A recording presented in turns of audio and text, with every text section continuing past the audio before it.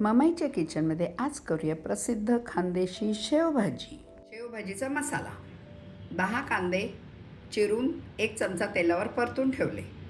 3 चमचे धण्याची पूड, 1 चमचे जिरे, 5-6 लवंगा, 1.5-2 इंच दालचिनी, 5-6 मिरे, 1 मोठी खोबऱ्याची वाटी किसून भाजून ठेवलं.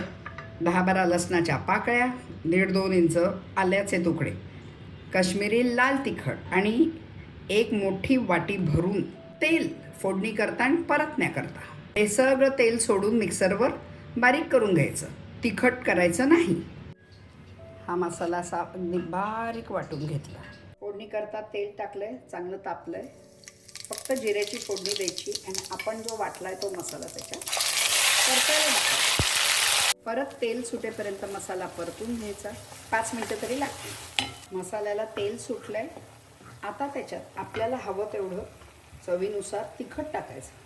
हे काश्मीरी लाल तिखट खूप तिखट नसतं आणि त्याच्याने रंग चांगला येतो. आणि 1 चमचा घरातला गोडा मसाला टाकून द्यायचा आणि परत सगळं परतून घ्यायचं. हा आपला शेवभाजीचा मसाला एकदम तयार झालेला आहे.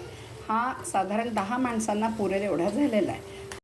यात चवीनुसार मीठ टाकायचं आणि 1 लिटर पाणी उकळायचं आणि जेवढं आपल्याला पातळ हवं तेवढं त्याच्यात टाकून द्यायचं. मस्त उकळी आलेली आहे. रंगही छान आला आहे भाजीला. आता ही अशी जाड शेव आणायची आणि ती त्याच्यात उकळत असताना टाकून द्यायची आणि गॅस बंद करायचा. यात कोथिंबीर चिरून टाकून द्यायची.